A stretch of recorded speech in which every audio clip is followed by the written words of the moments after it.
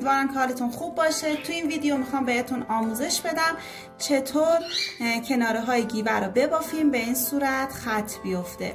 بعد از اینکه سوراخ ها رو روی زیره ایجاد کردیم و این کوک ها رو زدیم، یک رج دورگیری میکنیم، یعنی داخل این کوک هایی که زدیم پایه هامون رو میبافیم. میتونیم از داخل گیوه پایه ببافیم یا اینکه مثل این بافت من از بیرون که در نهایت بافتتون به این صورت میشه، یا اینکه حتی میتونید از لبه کار از لبه زیره ببافید. اینا رو من قبلا کامل بهتون آموزش دادم. ببینید نختون اگر تک سوزنه باشه، اینو خیلی سوال کردین، نختون اگر تک سوزنه باشه، با مکرمه تک سوزنه دارین کار میکنین، باید داخل هر کدوم از این پایه ها 2 تا پایه ببافید. یعنی ضخامت نخ طوریه که شما میتونید داخل هر کدوم از این پایه ها، داخل هر کدوم از این کوک هایی که ایجاد کردین 2 تا پایه ببافید و هیچ کشیدگی روی بافتتون ایجاد نمیشه. ولی اگر شد شما باید تعداد پایه هاتون رو بیشتر بکنید.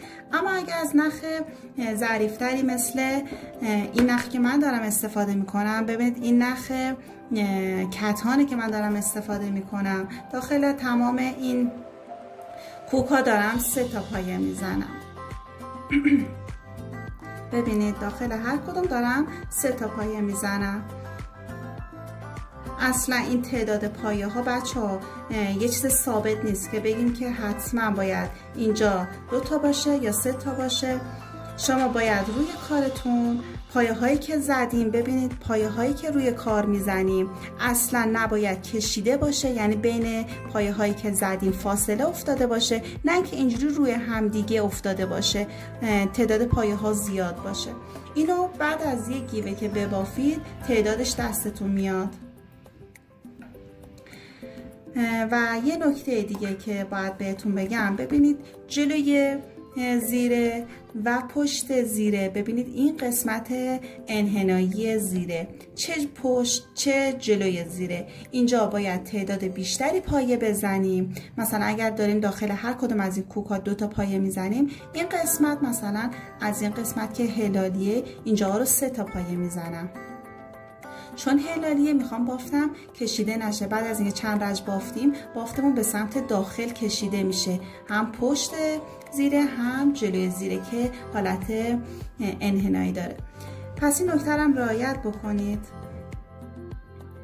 بعد از اینکه این بافت انجام دادیم، این چند تا پایه رو من میبافم پایه ها رو تا بیام بهتون بگم که چجوری ببافین که به صورت شیاری باشه. خب بعد از اینکه پایه ها رو زدم، ببینید به انتهای بافت که رسیدم.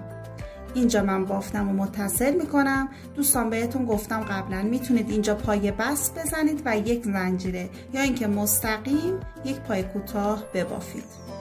ببینید بافتتون به چه صورته. بافت شیاری که من مفصل داخل پیج راجبش صحبت کردم. ببینید فقط این نخو میگیرین و میبافید. فقط نخ بیرونی رو میبافید. ببینید قلاب رو از داخل گندمی فرو میبرم و میبافم به این صورت. به همین ترتیب کناره های بافتمون رو میبافیم تا به سایز دلخواهمون برسه، به سایزی که باید ببافیم. بهتون گفتم این کناره های بافت باید به اندازه بشه که قشنگ شست پا رو پوشش بده. به همین ترتیب بافتتون به این شکل میشه. میتونید دور تا دور به همین ترتیب ببافید.